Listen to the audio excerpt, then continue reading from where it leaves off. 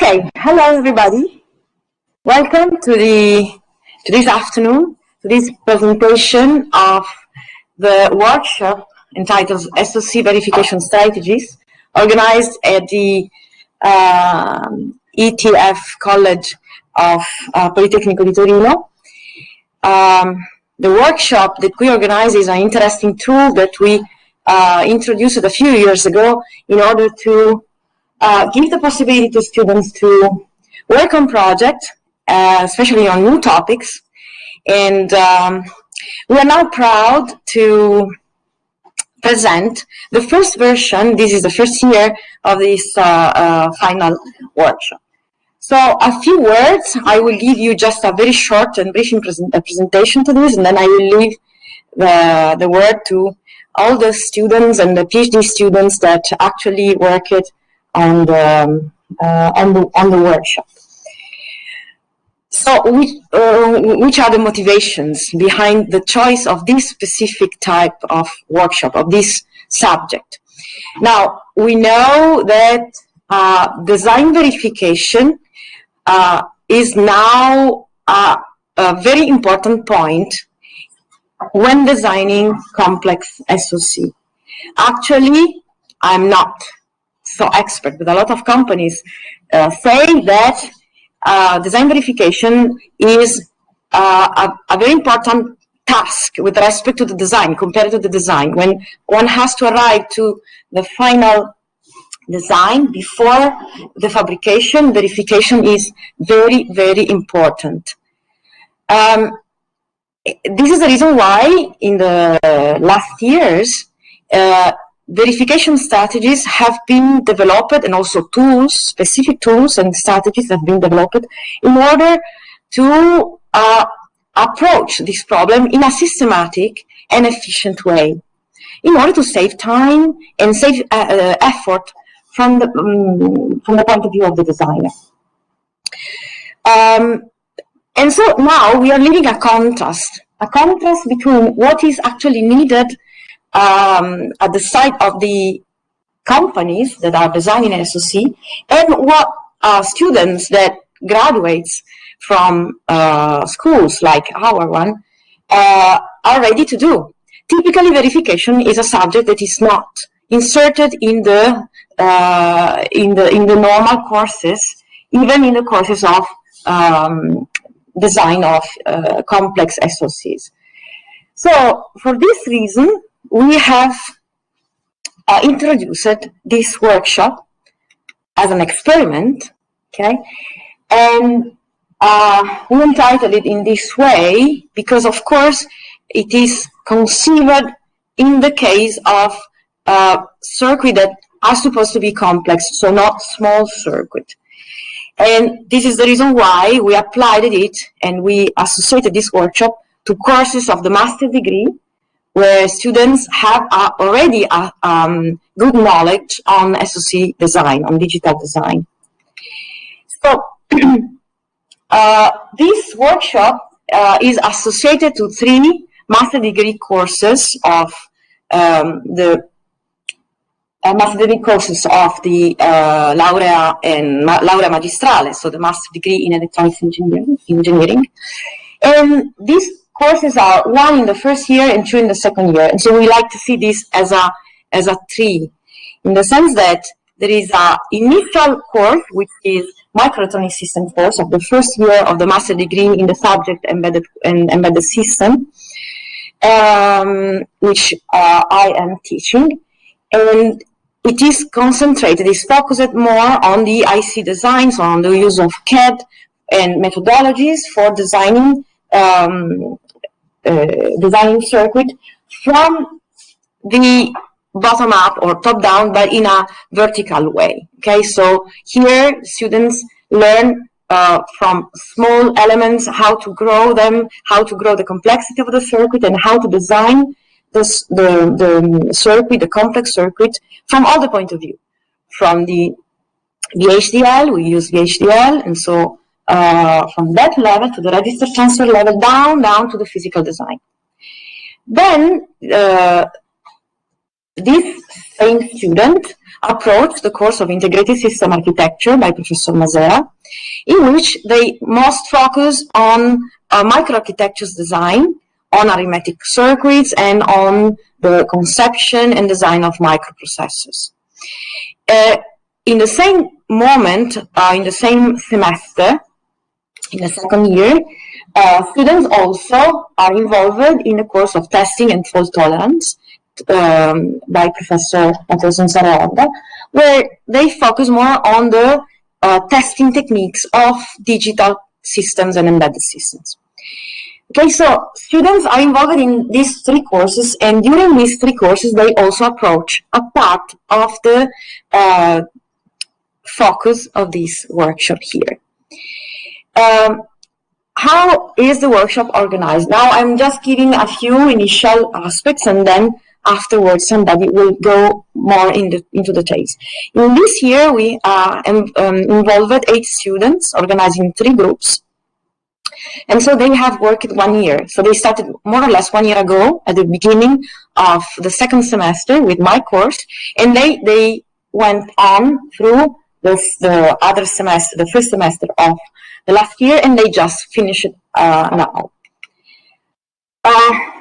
The final goal has been to design a RISC processor, the DLX processor, and to verify it using UVM techniques in an incremental way.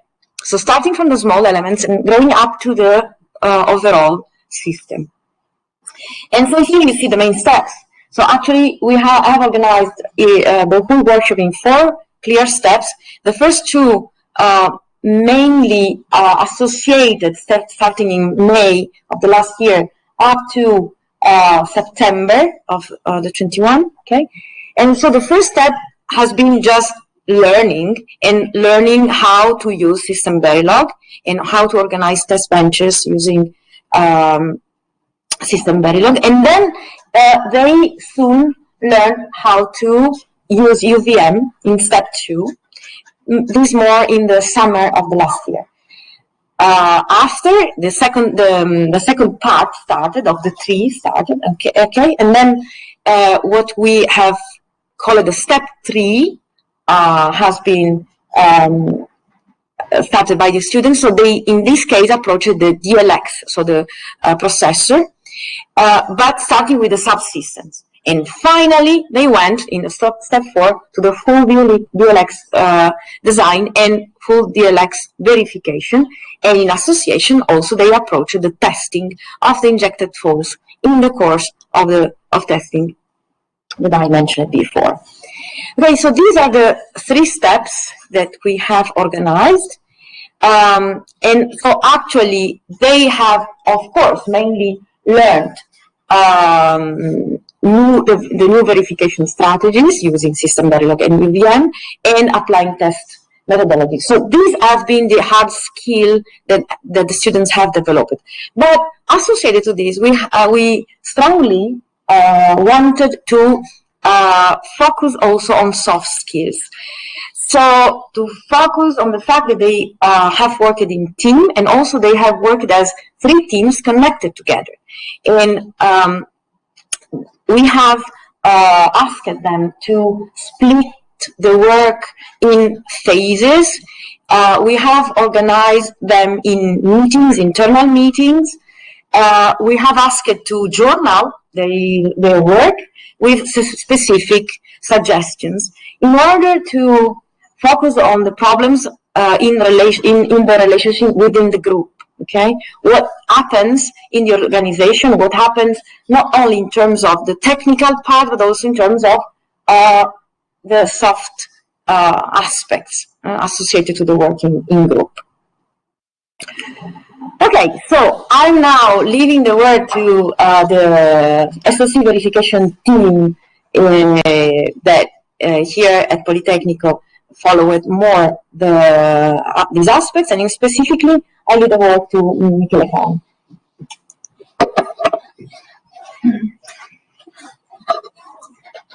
Thank you, Maria. My name is Michele Caon. I'm one of the members of the team of the workshop. And before leaving the floor to the students, which are the actual protagonists of this event, I would like just to introduce briefly the schedule of today's event and to go a little deeper inside the program and the schedule of the workshop that you just saw. All right, so let's start from the event schedule. We will go through the presentations from every group. So every group will describe one step of the workshop, starting from the second one.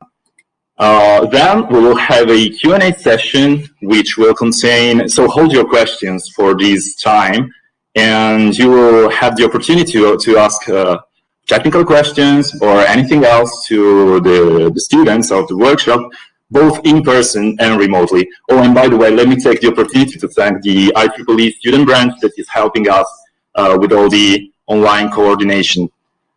After that, there will be an open discussion where the students will talk about the acquired skills, but also give a feedback on this first edition of the SoC verification workshop. And then we will jump to the conclusion, so basically some final comments and greetings.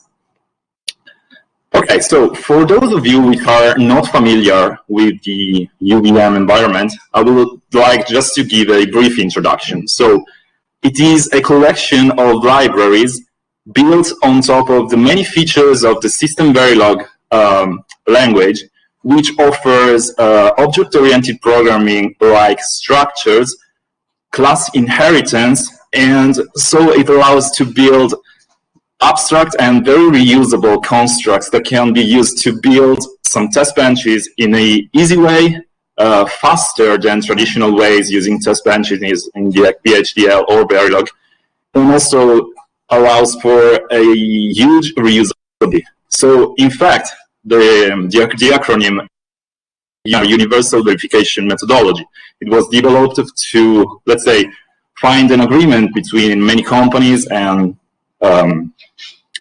digital circuits developer, basically, to have a common way to verify their products with easy to use and fast to develop test benches.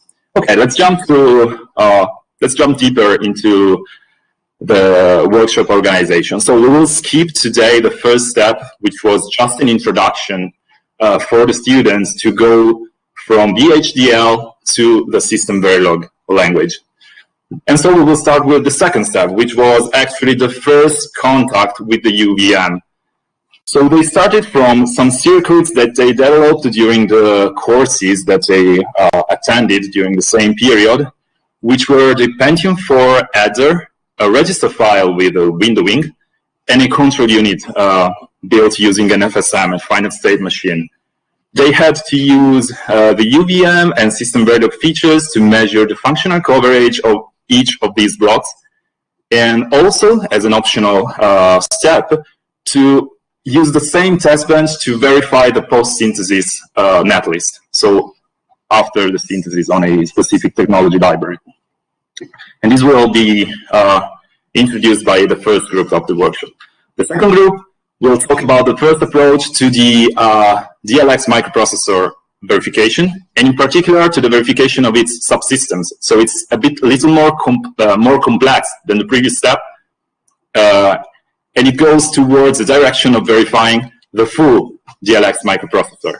So in this last step, they had to write some assembly code and feed it into the DLX microprocessor and build a reference model that executes the same instruction given to the actual processor, and compare the outputs, for example, by comparing the content of the register file, of the memory, and of the program counter. They had to compute a coverage, which is a functional coverage on the instructions executed and on the values of the, let's say, the instruction fields, so the OP code or the registers, the addresses of the registers inside the register file, etc. They also had the possibility to write some assembly code derived from the test patterns generated by an ATPG, and you will see a brief discussion about this after the main discussion on the three steps that we are going to cover. Okay, so that's it from my side. Now I will leave you to the most interesting part of this presentation, and I will leave the floor to the first group, which will talk about the verification of the simple modules that you saw before. So please enjoy. Thank you. Should I take over? Okay. Good afternoon, everyone. This is Group 1, and welcome to this presentation. I am Yu Diqing, and my group member is Yanghe Jianzhang.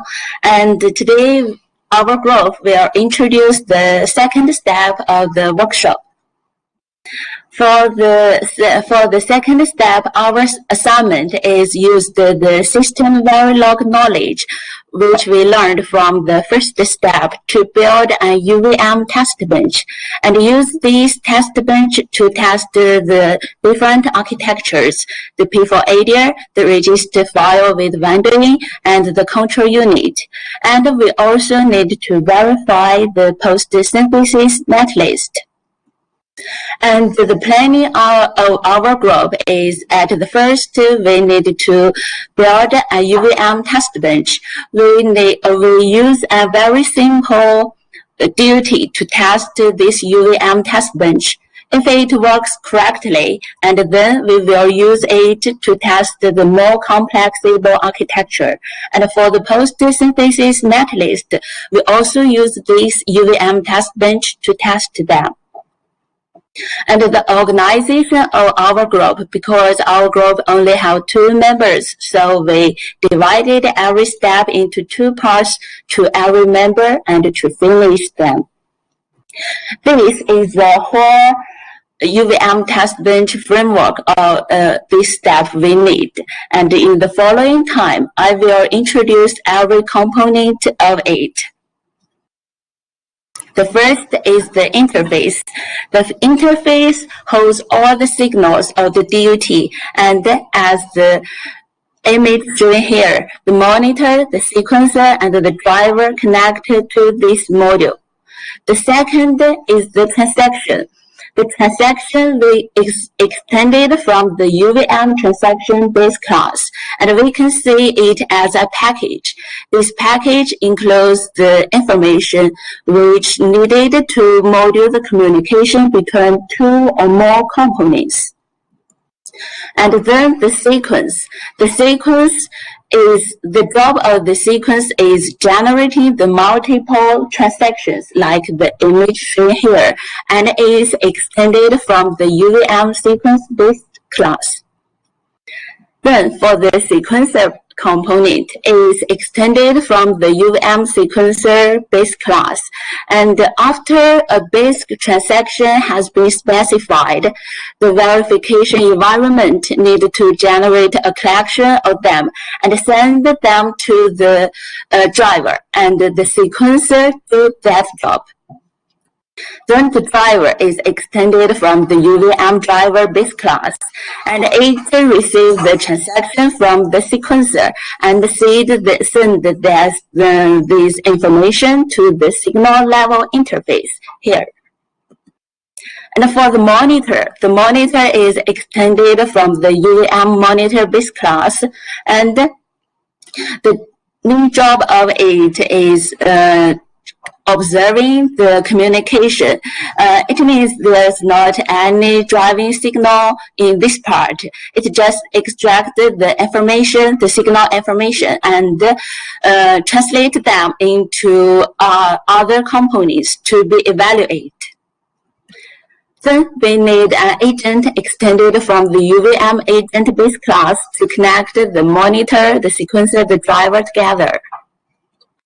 As I mentioned in the monitor part, the monitor translated the information to other component to be evaluated. The scoreboard is the other component. So the main job of the scoreboard is receiving the signal information from the monitor and compare them. If they are same, okay, I then output the okay. And if they are different, there will be an error. And the scoreboard is extended from the UVM scoreboard base class. Then the environment to connect the scoreboard and agent together and instantiate them. Then we also need a test from the UVM test basic class to create the environment block, and also need to connect the sequence outside the agent to the sequencer. Finally, we need the top to connect the whole test bench to connect the whole test and the DOT, and the interface will be act as a bridge to connect the DOT and the test.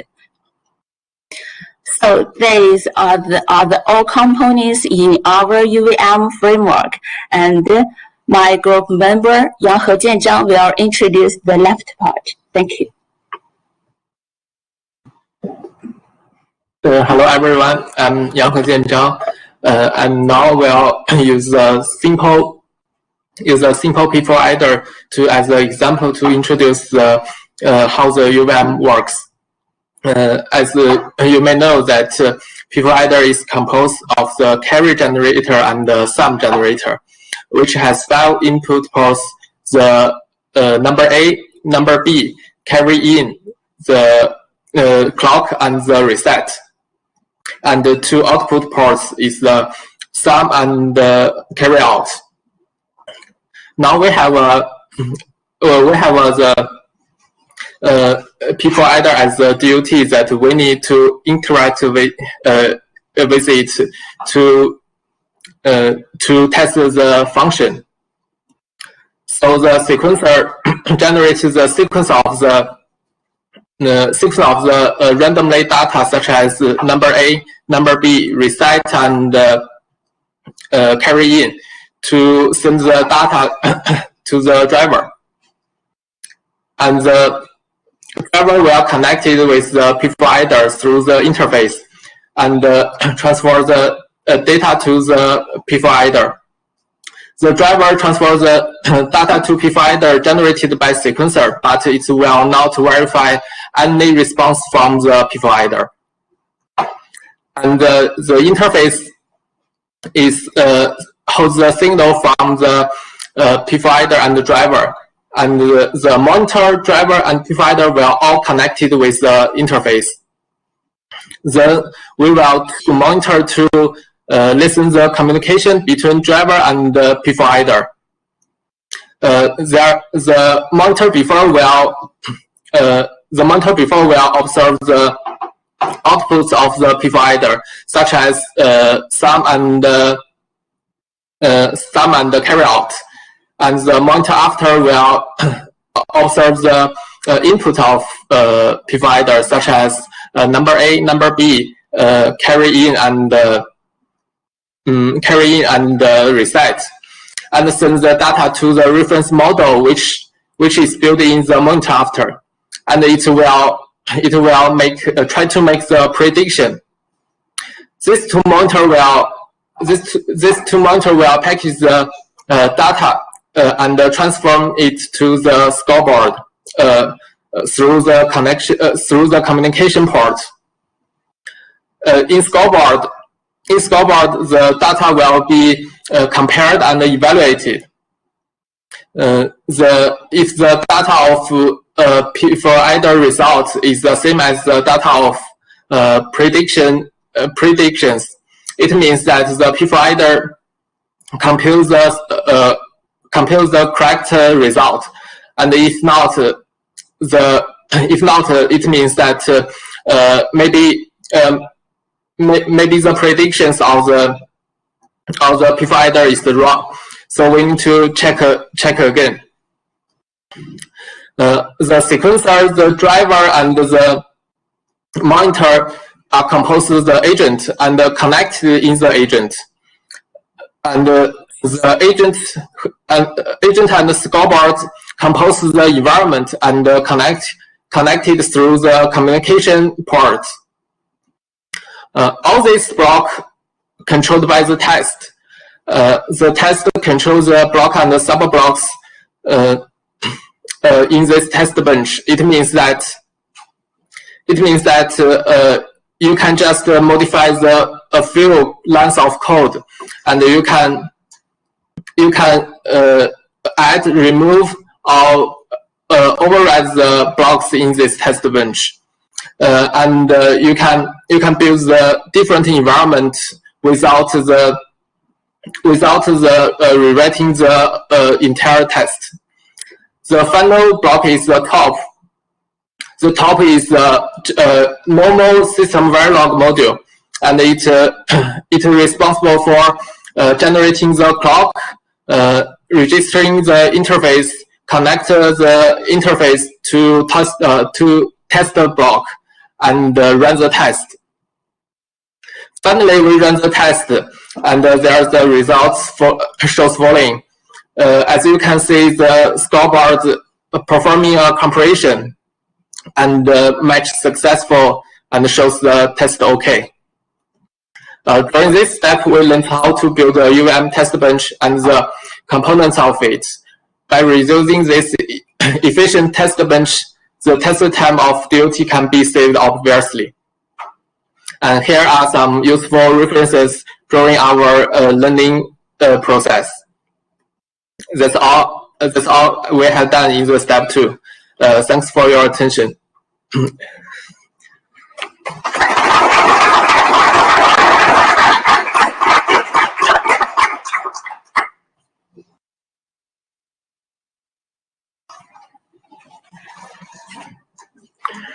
Good afternoon. Sorry.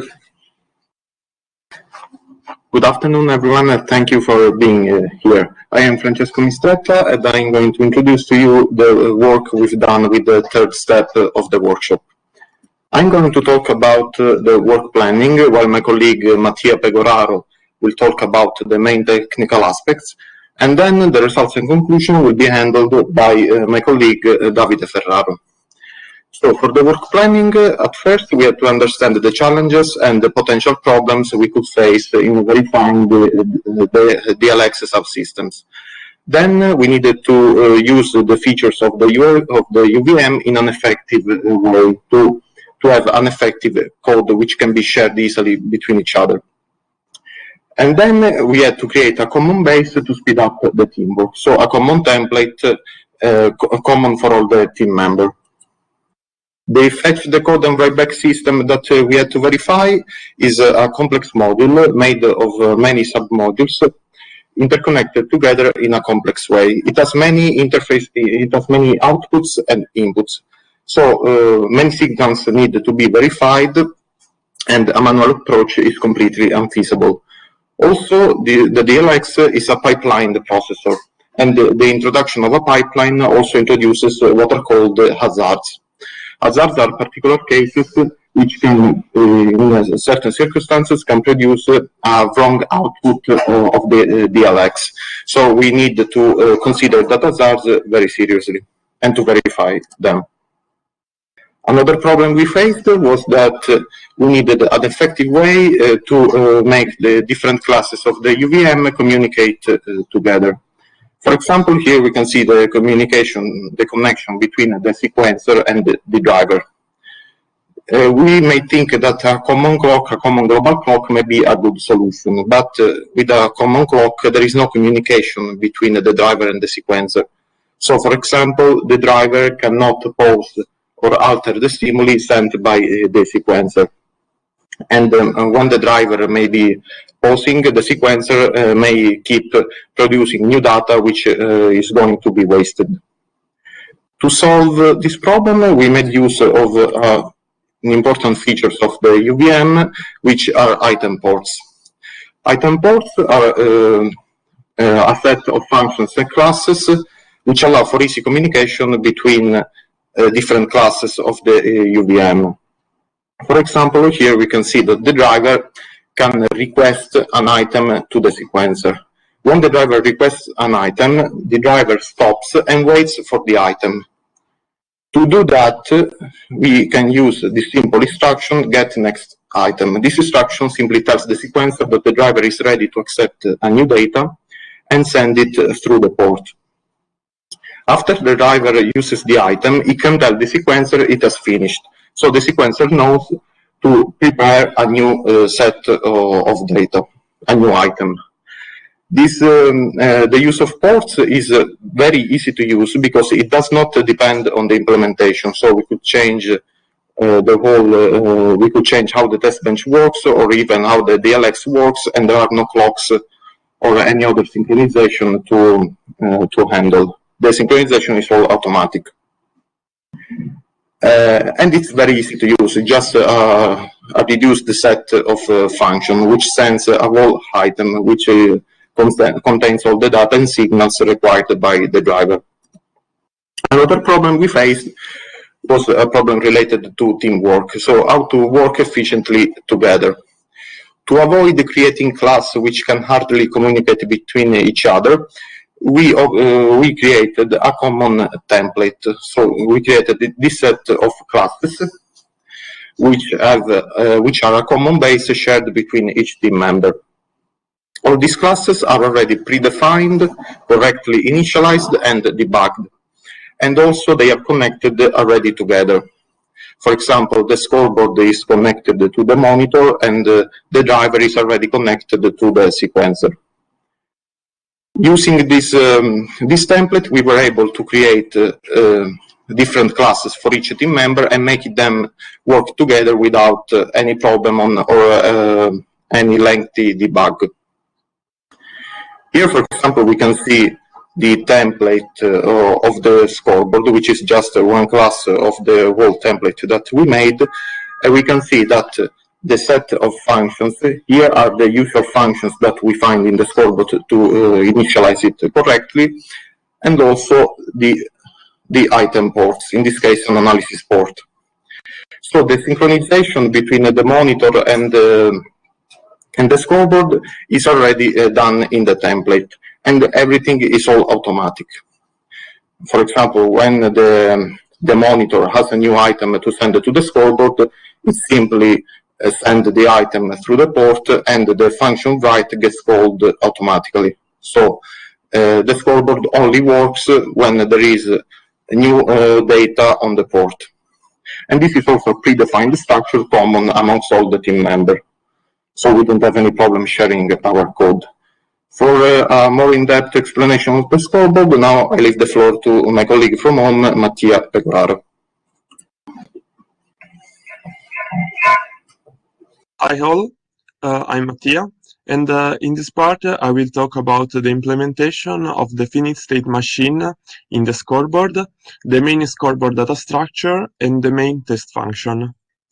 The scoreboard is mainly divided in two parts: the finite state machine that contain the next state evaluation and the current state evaluation, and outside the finite state machine we can find the test function, one for the CU and the other one for the register file control. These two functions generate the error and pass messages. The next state function is as a nested if structure, as you can see in the picture. Every if is associated to one stage of the pipeline, and the outmost is the write back, and the inner one control the decode and the fetch operation. If in the pipeline we have a stall, like for example in the execute, write back and memory can operate normally, while the code and fetch will be stopped until we came out from the stall. This function also controls the data hazard and the pipeline. The fill function is used to fulfill all the data structure used in the finite state machine.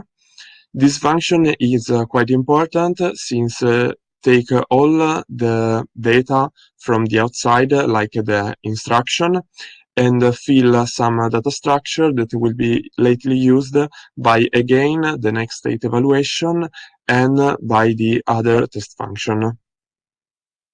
There are mainly three data structures in our scoreboard that are the operation array, the pipe array, and the next state array.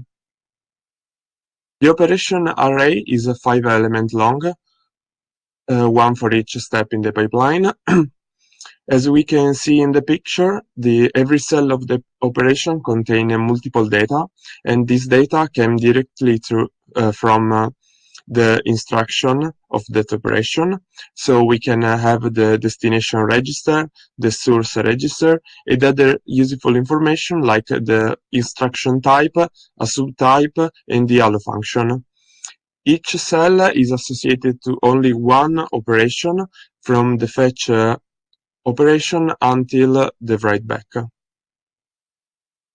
Next state and current state are, as before, 5 elements long. Each cell represents the state of one instruction in the pipeline.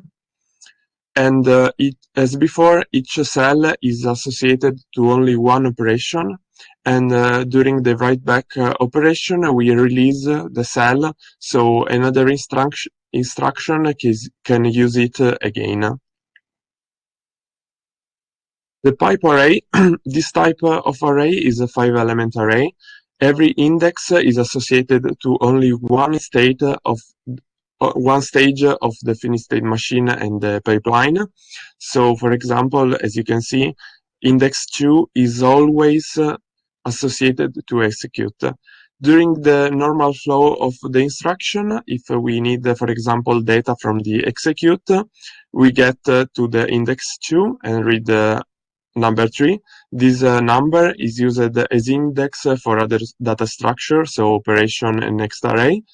So if we go to the index 3 of operation, we find all the useful data of that instruction that is in execute phase. The data that can enter in the value are the number inside the range 04 and an extra number that is 7 that represent an unused stage. So this time we have a test CU that is a test function. This test function generates error and pass messages for the CU signal. And there are mainly 2 types of message, the suppressible pass message and the error message that can't be suppressed. And this function uses the current state to evaluate all the signal in the CU. Finally, we have the register file. To control the register file, we use an offline copy of the memory. Every time we do a write operation, we update also the offline copy of the memory. So every time we make a read operation from the register file, we compare the data contained in the register file and in the offline memory and generate the pass and fail messages. In this way, we can compare the data and find if the register file has some problem like data retention or writing problem. Now I pass the word to Davide Ferraro.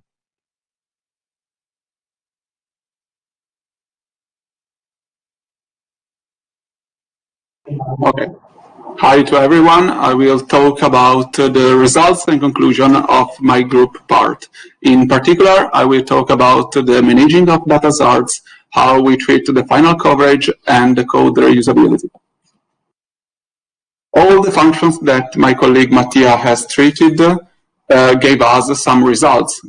We plotted and reported those results on a monitor log using a very important tool of the SystemVerilog language that it is the UVM report summary. That summary helps us to increase the readability of the results and to sum up all the warnings, fatal error, and the error itself that we encountered.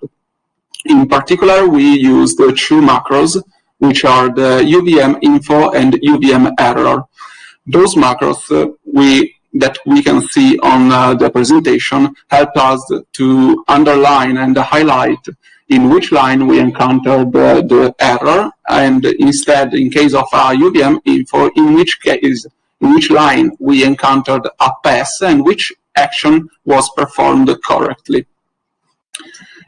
Talking about instead the errors, we had to manage the data hazards. We decided to manage the data hazards through the use of a special register of 32 bits, which we called weight reg register. That register had each bit corresponding to a specific register of the register file. During the evaluation of the next state in the pipeline, we performed a check on the wait reg register in order to check if a specific register has been already used, and so we have to stall all the operation in order to not create a data zone. In particular, that test is based upon a basic assumption so that the CU always behave in the correct way. That means that the data zards are handled in a correct way. In the case instead of a wrong data zard control, we would have an error produced by the UVM error that will be produced on the monitor log. Another very important feature of our code has been the code coverage. We used two very important keywords that are the cover point and the beans. The cover point represents the variable or the expression that has to be tested. Instead, the beans, the subdivision of that variable into the different values that that variable can represent. With the managing of the beans, we were able to create a very specific report of the input and outcome that we can have in our test. In the slide, it is represented a hit ratio of the 99%, so it means that quite all the input and outcome were tested. In conclusion, I would like to highlight two very important features of our code, so the reusability and versatility.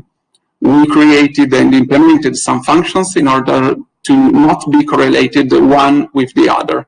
In that way, we were able to expand our code with very slight and fast modification in those functions.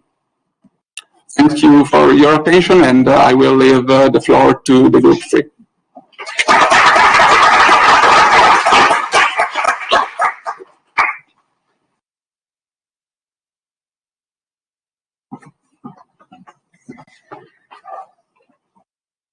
So, good afternoon, everybody. We are Group 3. I'm Zainab Ben Othman, and these are my group mates, Gabriel Romero and Simone Valente.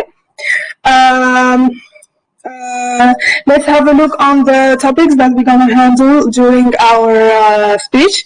First of all, we're going to talk about the test objectives. Then we move on with the DLX overview. And after that, we're gonna have a description of UVM test structures, results, and finally the results and the conclusion. First of all, the purpose of this step is to combine the two subsystems, subsystems, the data path and the control unit that have previously verified in order to fully verify the DLX processor by checking its behavior.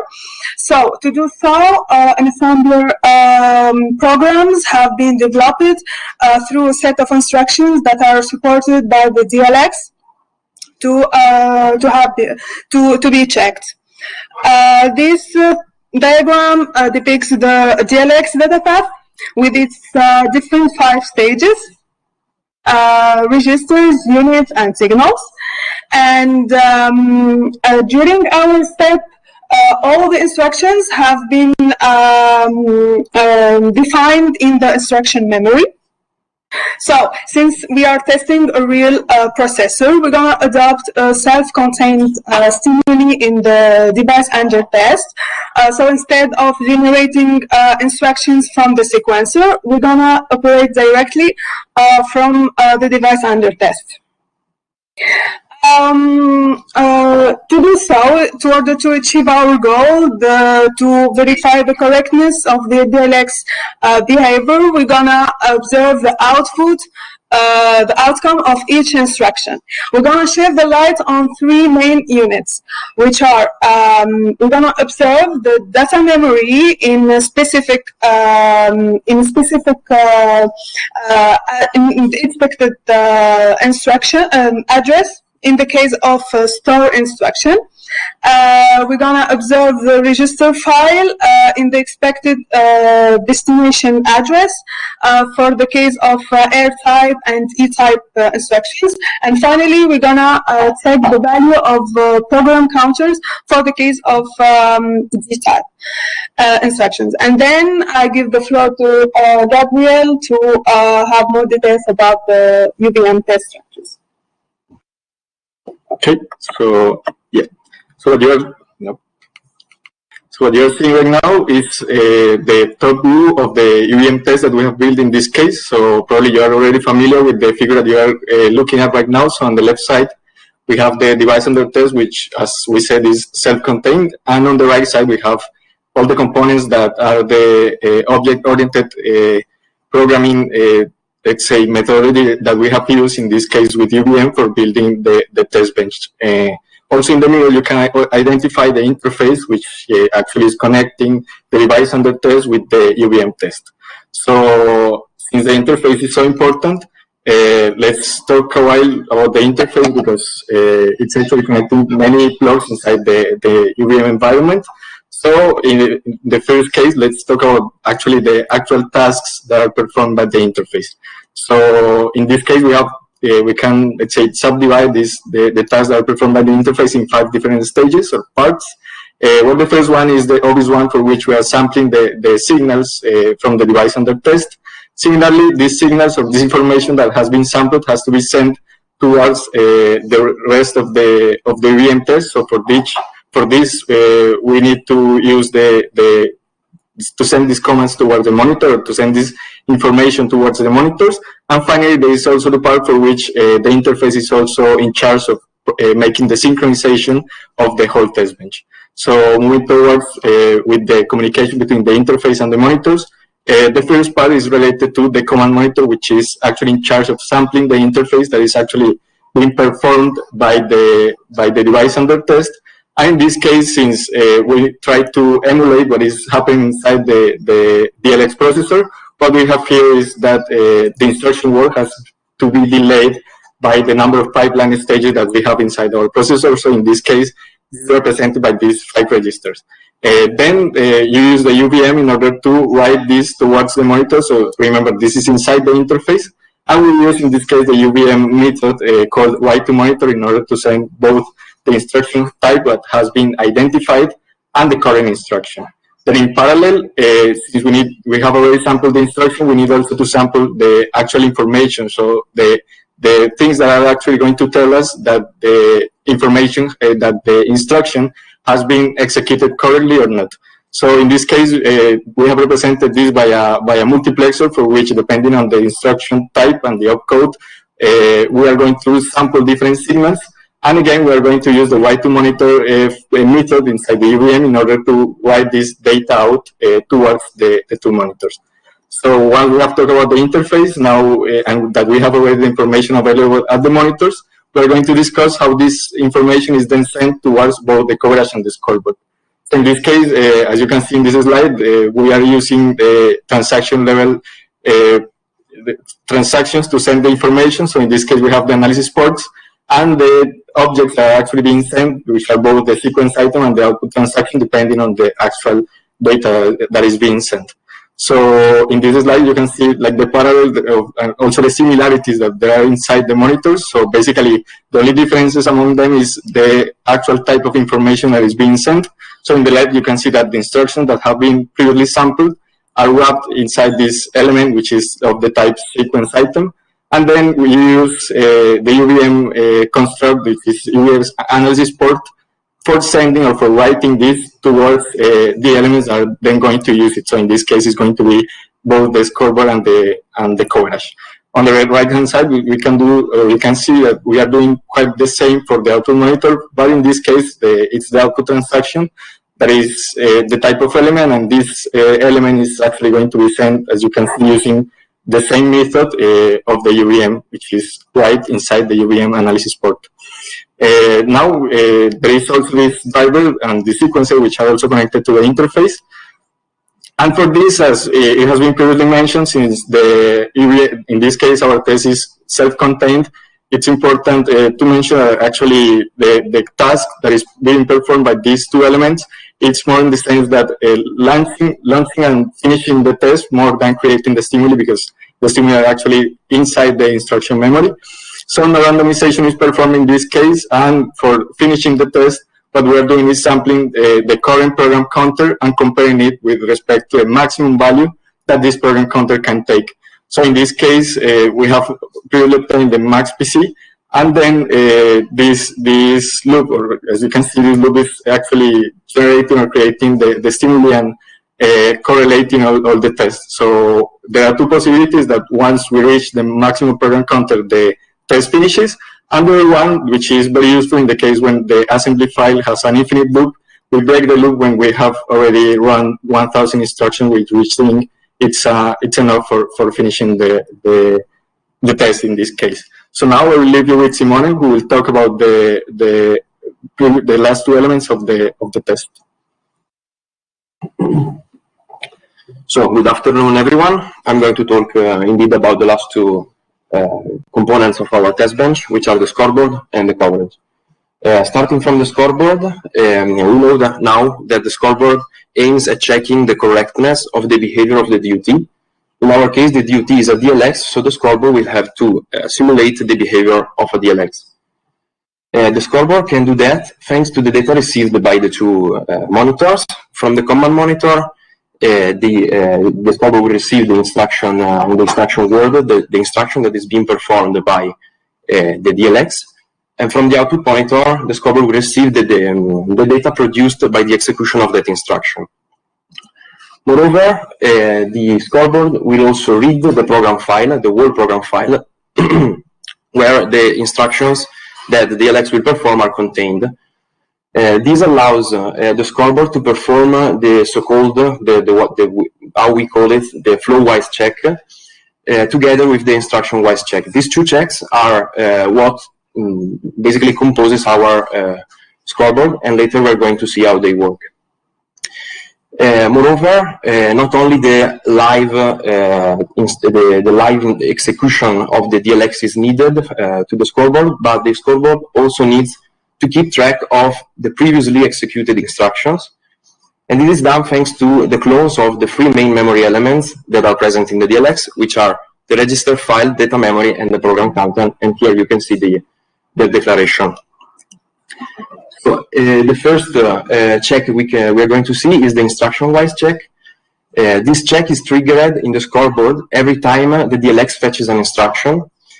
In this way, the instruction fetched by the DLX will be executed also by the scoreboard, and the outcome of that instruction will be compared with that from the DLX. Notice this is done using the compare method, which is a built-in method, which is a UVM built-in method, which is the safer way to compare two objects. Instead of it's safer than using a simple Boolean assertion. About the instruction-wise check, we also have to say that the outcome of the execution of the instruction in the scoreboard is eventually saved in the cloned data structures. In this example, you can see that an immediate addition is performed, and then the outcome, predicted data output, is stored in the clone of the register file. This, as we said, is an instruction-wise check. So every time a fetched instruction is fetched, we're going to simulate it. But what if the fetched instruction is the wrong one? There is, for example, a bug in the fetching unit. Here comes into play the flow-wise check. The flow-wise check is the check that uses the whole program file, and every time an instruction is fetched, compares the fetched instruction by the DLX with that expected by the scoreboard, which is basically the next line of the program file. But also notice that this flow-wise check also supports jumps and branches, because the, let's say, simulated PC, the expected program counter, so the expected next instruction, is computed independently with respect to the data from the DLX, but using only the data contained in the program file. This will reassure that the instruction we are waiting is we're expecting to be fetched is the right one. The other plus is the last one is the coverage. As now you know, again, the coverage aims at checking the completeness of our test, and for doing that only needs the data from the command monitor. So only needs to know the instruction that we are simulating, that the DLX is executing. Indeed, the assessment of the coverage is based on the tested instructions, in particular on the type of the tested instructions. And here you can see the definition of the cover point, where 3 beans are declared, are created, and every bean is filled every time its type of instruction is fetched. As you can imagine, in this way, to reach a high value of coverage will be very easy, because just 3 instructions of a different kind will be enough. A way to improve it could be to create a bin for every instruction. If we do that, we are going to measure the coverage using the whole instruction set of the processor. Moreover, the fields, the operands of the instruction word have no cover point, and there is a reason for that. That is the fact that the executed program is written by a human, and there is no randomization used in this test. This means that to check every operand, we would need a lot of instruction and a really long program, which would actually be useless, because we used the randomization in the previous step, in step 3, when we tested the inner units, so for example the ELU and the register file. Now we leave the ground to Zainab. Okay, now we reach to the final step of our work, which the results will be shown. After launching the simulation, first of all, a read operation of the memory file will be performed. Our UVM test point memory will contain our programs. For example, as we can see here, reading file line, reading the address of each instruction. After that, the simulation's results are displayed, showing all the details about the instruction type, the instruction, the opcode, the image rate value, and the scoreboard will reveal if there is a mismatch detected or not. Here, there is no mismatch detected, as the actual data out is the predicted one. And finally, the flow is respected, as Simona has explained, that the flow checker will check the fetched instruction with the content of the file memory. And here we can see our UVM report, where there is no warning, no errors. Here the UVM info has, as he said, my colleague in the other group, this macro is very important to have more readable and understandable tests. And now, regarding the coverage result, we obtained 100%, since, as said Simone, the coverage depends on the program that we test. In our case, for example, here we have 11 E-type instruction, 3 of E-type instruction, and 1 from G-type instruction. And finally, we're gonna conclude our work, what we have learned, what we managed to do, and how, and the reusability of test benches. Regarding the first point, it's like how we explored the oriented objective programming with the UVM to test, to build more complex and complete test benches, and also thanks to the robust infrastructure of UVM Factory. regarding the second point is that the progression of the complexity along all the steps in the workshop has allowed us to build more complex test benches, so to test more real cases. So we, in our step here, we verified the DLX processor using the instruction-wise and flow-wise check. And last but not least, the reusability of test benches, the reusability of methods or classes. For example, in our case here, the test bench that was simulating the data path of the previous step has been reused for the DLX, but also with some major adaptation and change. Also, this one, it helped us to save time. Thank you for your attention and hope you enjoyed our presentations.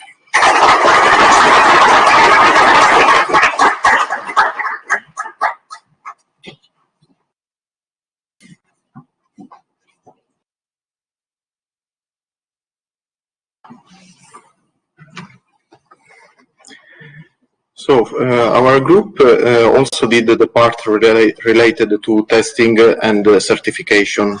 The testing and certification course aims to explore all the ways that a silicon chip can be tested after the manufacturing and also with the in-field tests. For example, we with our DLX, we opted for an in-field test using the patterns generated by an ATPG. During the course, we learned to use all the tools needed, for example, the ATPG and Model Sim. And now, my colleague from home, Mattia Pegoraro, will talk about the details of our work. Okay. Thanks, Francesco. During the development of the step 4, we start thinking about the testing procedure.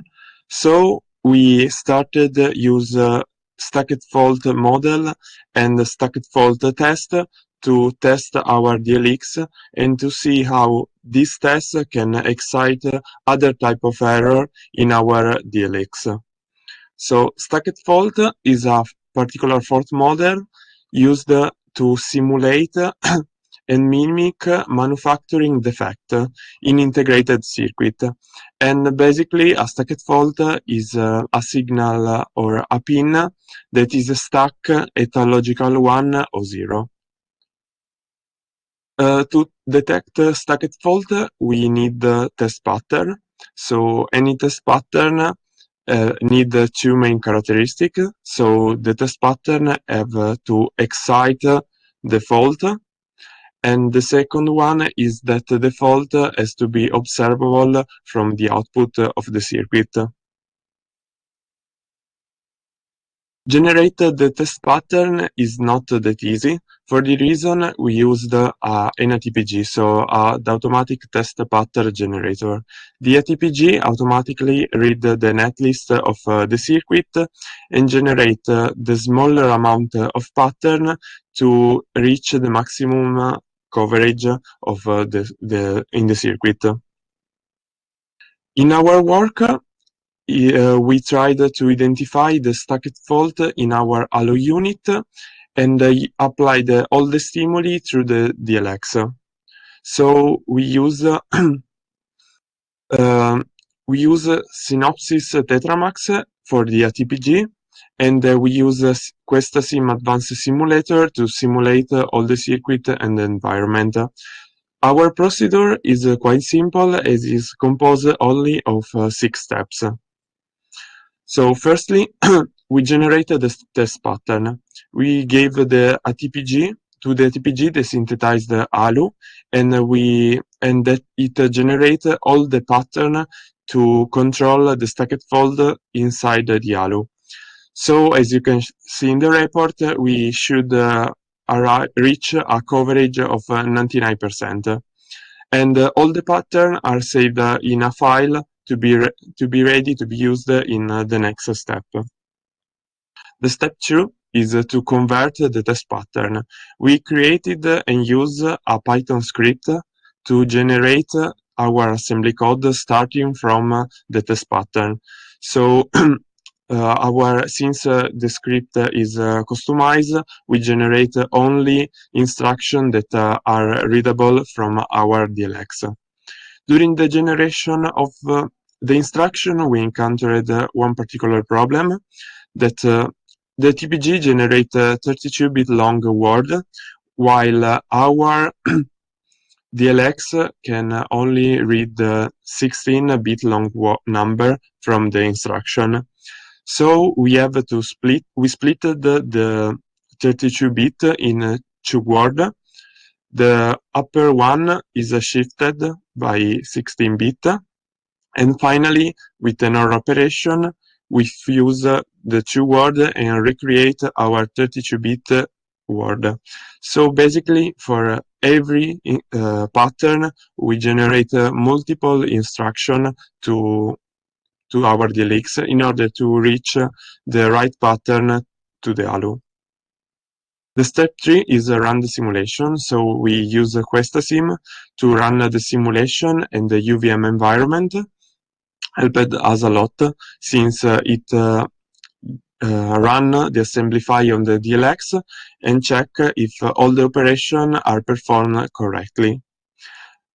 At the end, we saved all the file in a VCD file. During the step 4, we rerun the simulation, but this time on a synthesized ALU, so that all input and output are really feasible to a real application during the manufacturing process. At the end of the step 4, we saved again all our waveform in a new format that is preferred by a TPG simulator, and this new data format contains all the port direction and signal strength. The step 6 is the final step, and we use the TPG to resimulate all our pattern that we obtain with the waveform. And as you can see in the picture, the ATPG rerun every pattern and check how many stacked faults are detected with that pattern. We reach a coverage of 70.46%, and this low result is related to the ATPG pattern generation. Some of the patterns generated by the TPG are illegal. So 52 patterns use a dummy operation. So basically our DLX use a 4-bit word for the function in the ALU that define the ALU operation, but not all the combinations are used. The ATPG so generate pattern that use all the combination inside that 4-bit. Since some are not used by our ALU, some operations are not converted in a real operation and instruction that can be read by the DLX. So the overall coverage is low because it contains both the excitable and the not excitable fault. Thanks for the attention, and we finish here the presentation.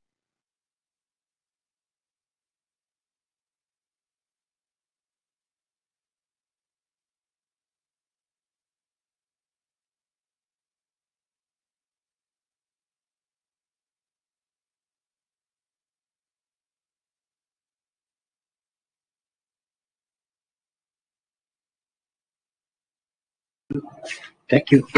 Thank you all the students for great presentations and for all the spectators to remain here with us. So now it's time for final question and answers. So we will be taking questions in two forms. So in presence here and remotely.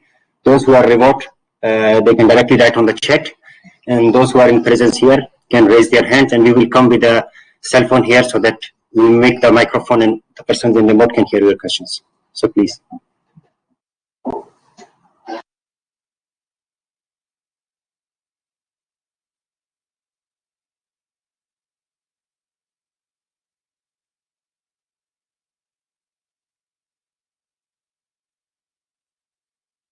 Okay, we can start with a question in presence.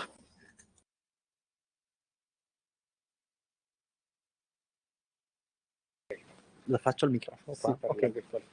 Okay.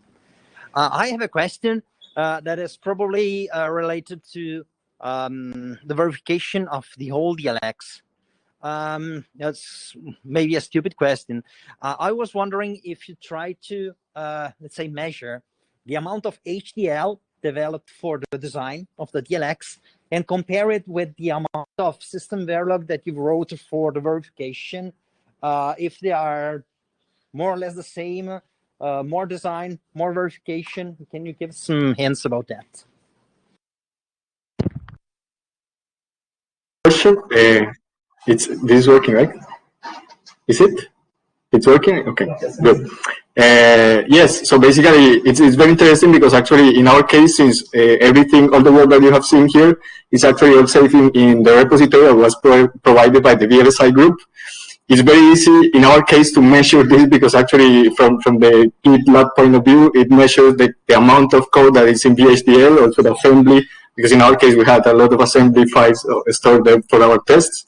So in that case, we were able to measure actually was kind of 44% of the code stored in our repository for this last stage correspond to the VHDL code for the processor itself, and it was around 40 something. I don't remember. It was kind of 50-50, we might say, the amount of code that was in SystemVerilog and also on VHDL side. Okay, thank you. You're welcome. Okay, so we can proceed with a question from home. Please, Marco Geuna, can you switch on the microphone and you can do your question? Can you hear me? Can someone hear me?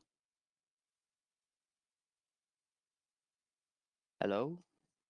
Yes, we hear you. Oh, perfect. Okay. Well, so first of all, congratulations to all the students. I really enjoyed this presentation, and definitely a lot of work has been put into this. I got quite some questions, but let's just focus on the important ones also. Along the way, you answer some of them. So when you were talking about the verification of the entire DLX, so the representation from the students, basically you said that you were using some assembly code that you wrote yourself, and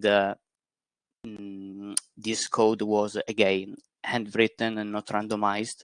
And why this? Because you focus on the randomization in the previous step when you were just focusing your attention on the control unit. So I'm actually interested in this randomization of the I guess it was the third step when you were focusing on the control unit. So was it like using the randomization constructs of SystemVerilog? Was more you used external scripts to create different code? Anyway, if you can expand a little bit on that, would be nice. Thank you. Thanks for the question. Yeah, we treated some algorithms in order to test the CU. In particular, we developed a small march test, a Fibonacci algorithm, a prime number algorithm, and then we created a short Python test in which we tried to test all the other combination of operation that we haven't tested through the other algorithm in order to increase more the coverage that we have obtained. Okay, nice. And since you mentioned coverage, so you, I suppose that along the verification process, you were able to see, okay, after running Fibonacci, we are able to hit these cover points, these things, and then so on and so forth until, I suppose you did, using this Python script, you were able to reach the 100%. We reached quite good coverage, and so we were quite satisfied by that. We had a lot of modification on that code in order to increase all the hit ratio, but yeah, that's it. Okay, and have you also looked into code coverage? It is just a curiosity. Paid attention to the various registers that have been used, and we tried to modify the various hit in order to diversify all the registers that have been used. Okay. Thank you.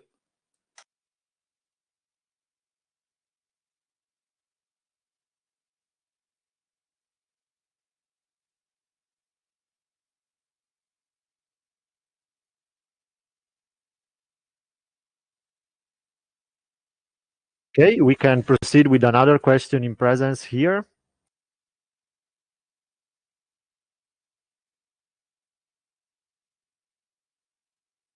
Okay. First of all, thank you for the presentation and also for the effort in joining the workshop. And I would like actually to ask this, if you can quantify the effort in doing this work along this 1 year of work compared, for example, to a normal project or a normal course. Can you quantify how much has been difficult for you?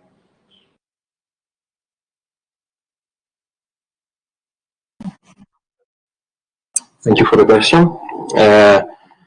I would say that the hardest part was the beginning, when we understood that we had no solid documentation from anywhere, from the internet, from the library. And after that, it was not that difficult, I can say. So I would say that in the first months, it has been hard. But after that, it was, I would say, even funny. Like when you understood that you could reuse so much the code, for example, and that there were so many high-level methods to do what before you had to write a lot of VHDL to do it. I like that. So I wouldn't say so much effort. I hope you agree.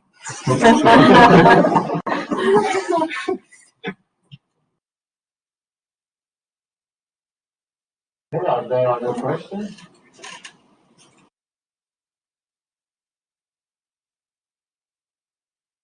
Okay, we have another question in presence.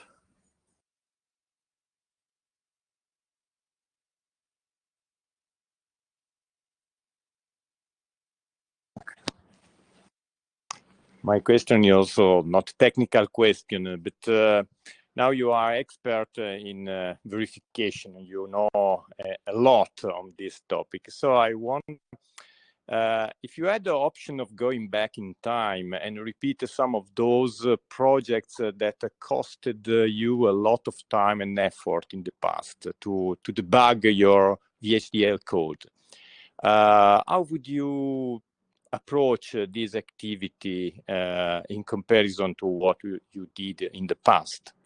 Is there a possibility to reuse some of this knowledge to simplify that kind of work? Yes, there's a lot of possibility to use this knowledge because we always had the difficulties with the VHDL test bench. We always found that it was a bit limited, and we always had to verify manually that the current waveforms were present. Maybe for simple projects, we would not use a UVM with all the classes and all the connections, but a SystemVerilog test bench would be extremely useful because now we really know how to create a SystemVerilog test bench much quicker than a VHDL one. So yes, after this year, we will surely use SystemVerilog for everything, basically, even for the design, almost. Good. Now we have other two questions from home. So we start with the first one. Please, Marco, you can switch on your microphone and ask your question. Perfect. So answering one of the questions before, you mentioned the reusability between the different steps of this project, and definitely I can clearly see your usability between the step number 3 and the 4. I mean, when you were checking the control unit and then the DLX as an entirely. I was wondering if and how much you could reuse from the ALU verification, the other verification, when you were doing the entire SoC verification. Definitely, when you were working, I think that the first step for group number 1 was to verify at first RTL and then netlist, and definitely over there I can clearly see the reusability, but we're able to move this code across the different levels.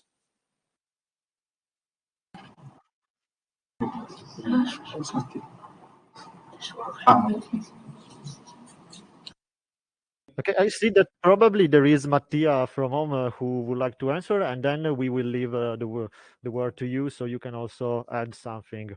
Please, Mattia, you can switch on your microphone. Okay. Hi. And to reply to your question, basically in the previous step, we take the scoreboard of the previous step and we converted it into function. So these functions are lately used in the step 4 and step 3 to check the support. So for example, we take the scoreboard of the ALU, we convert it in a function, and we link at the end in the finished state machine of the step 3 and 4. So in this way, the function will be used every time we call it, and using this type of function allows us to reuse the code. So this function will be used again and again in also future tests. Thank you. Okay, so we can proceed with the question at home from Maria Silvia Ratto. Probably you can switch on your microphone and ask the question. Yes, hello. First of all, congratulations to all the teams because let's say the work that you did is really interesting, amazing. I have just a curiosity related to the fact that I guess that the RTL code that you verified was bug-free. Or did you find any RTL bug through your verification work?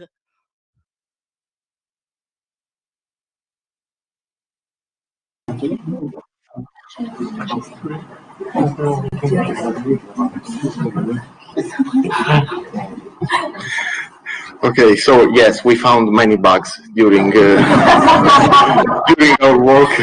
The control unit at first gave us hundreds of error codes. The DLX didn't function at the first time, but using a UVM, we were able to pinpoint all the different problems with all the info messages.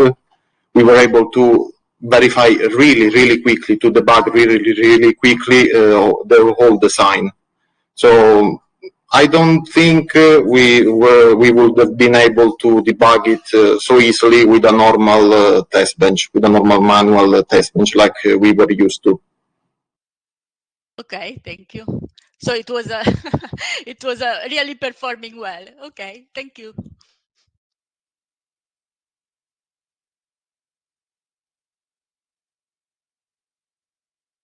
Okay, we have time for the last question. So I ask Professor Sanzareorda to switch on the microphone and ask the question from home. Great, thank you very much, not only for giving me the floor, but also for the work and for the presentations. Now, I just wanted to let's say expand a little bit the last question and the answer to the last question, because I was expecting such an answer in the sense that verification exists because there are bugs, so it is not surprising that you found anyone. But my question is for the group that worked even in the course of testing, and I just wondered whether they checked whether any bug found in the units they addressed could be the cause for some of the faults that were not detected, because it may be that some either bugs or redundancy in the code, in the VHDL code or in the, let's say, HDL code could be the cause for such undetected faults. Did you make any investigation in this direction, or do you think it's reasonable to do that? I mean, do you have any comment on that, let's say?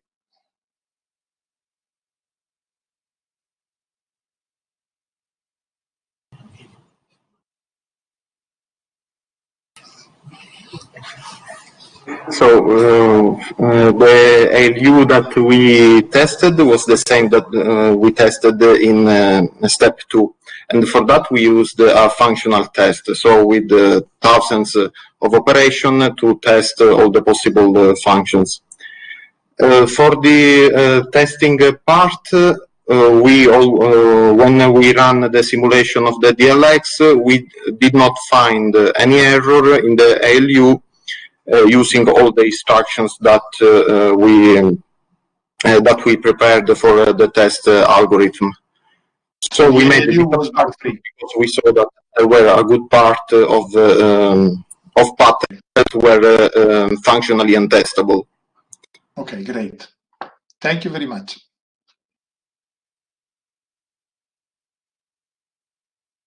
Pressed a lot all our units during the workshop, and so we pinpoint quite all the errors during the workshop. So I think that the testing part is very important, but we did a very long work before the testing stress, and so maybe that's only the way, because we haven't found any error during the test part. Okay, great. Okay, thank you everyone, both in presence and at home. We can proceed with the final part of the event.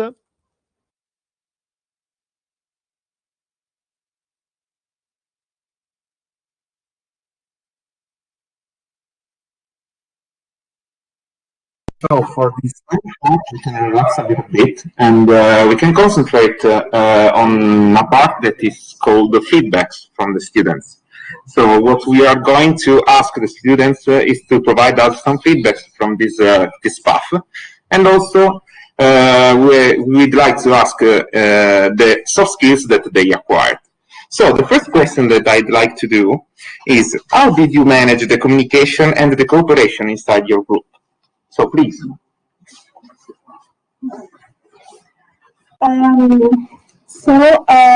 First of all, we split the work, the tasks. We split the tasks and the work on each of us, so as to focus more on each task to have more complete work.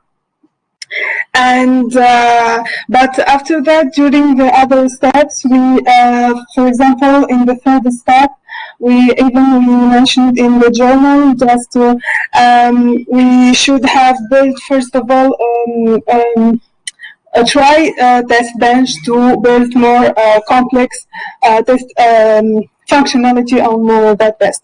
But that was the soft, like the things we choose to work with. Thank you. Thank you. Thank you. And for our group, at the first, we clarify what we should do in this step, and then we need to read a lot material to know the knowledge of this part, and then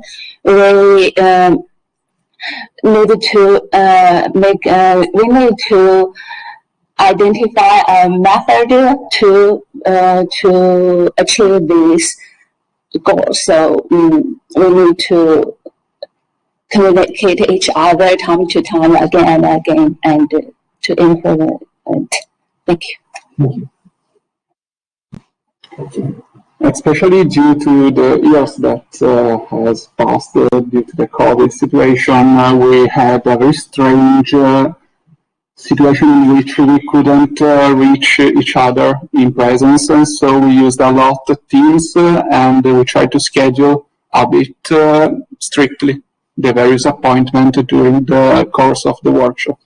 It is also true that in some parts of the workshop we had also the exam session that stressed us a lot, and we tried with Teams, Google Meets to see each other and keep us in touch in order to keep up with the work and also with our situation. Okay, thank you for your feedbacks. They were really nice. And so I'd like to ask also, in your opinion, what's the most relevant skill that you acquired during this experience?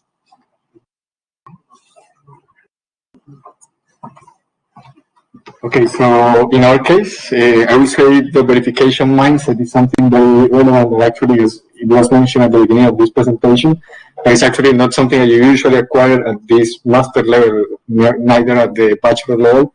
So this verification mindset is something very useful for us, because also, as we were saying before, the fact that now, even when you are designing, you think about the way in which you verify something in the future.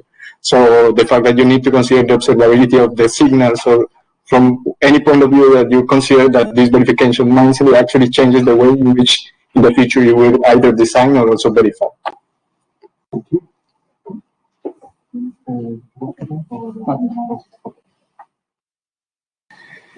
So one of the most important skills we learned was to work as a team. So sharing all the knowledge, sharing all the resources that we found online or that we created. Having a strict schedule to meet all the required deadlines, and in general a good communication and a good synergy between the team members. For my growth, I think the most thing I learned from this workshop is to learn the new logic, the new knowledge, the strange knowledge by ourselves. And we learn the knowledge we don't know it ever before, and we learned it by ourselves. It's a very efficient way for us, but it's also a very risky way. Maybe sometimes we misunderstand it. Yes, thank you. It's really nice to see people that are talking with the work instead of the brain. So this is like something that comes from the deep inside. The final question that I'd like to ask is, what did you like the most about the workshop? Okay. I would say something similar to what I said before to Professor Graziano. The fact that at the beginning, at least, we had to face a really big subject without much elements, without a strong content on the internet or from the library. Moreover, I can say that going from testing a register to testing a pipeline or even a DLX is something really satisfying, and I like that a lot. Thank you. For us, that has been the first workshop in which we were left to ourselves in order to improve our skills with only few details about what to focus on and to learn. We certainly had a lot of difficulties at the beginning, but once we discovered how much of the code we could reuse, and so how much time we could save during the creation of our test, I think we were quite happy. For me, my most liked part is debug the errors. Yes, maybe it's unbelievable, but when during debug the errors, I can ask the solution from the forum, from the website, also from my colleagues, and it can strengthen the communication for each other, and also I can grasp this part knowledge deeply. Yes. So thank you for your answers. So now it's time for conclusion of the workshop and of the final presentation. So I will leave the stage to Michele that concludes this final part. Thank you.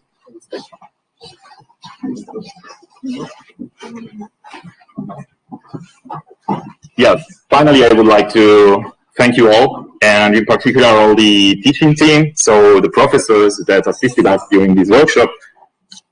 Sorry for the mask. Which are Professor Maria Grazia Graziano, Maurizio Martina, Guido Masera, Matteo Sonza, Fabrizio Oriente, and Riccardo Cantoro, and also, of course, my colleagues of the team, of the board, which are Andrea Coluccio, Andrea Marchesin, Walid. And also, of course, the student branch that helped us. It was essential for the positive outcome, I would say, of this event. So, once again, thank you all for your attention.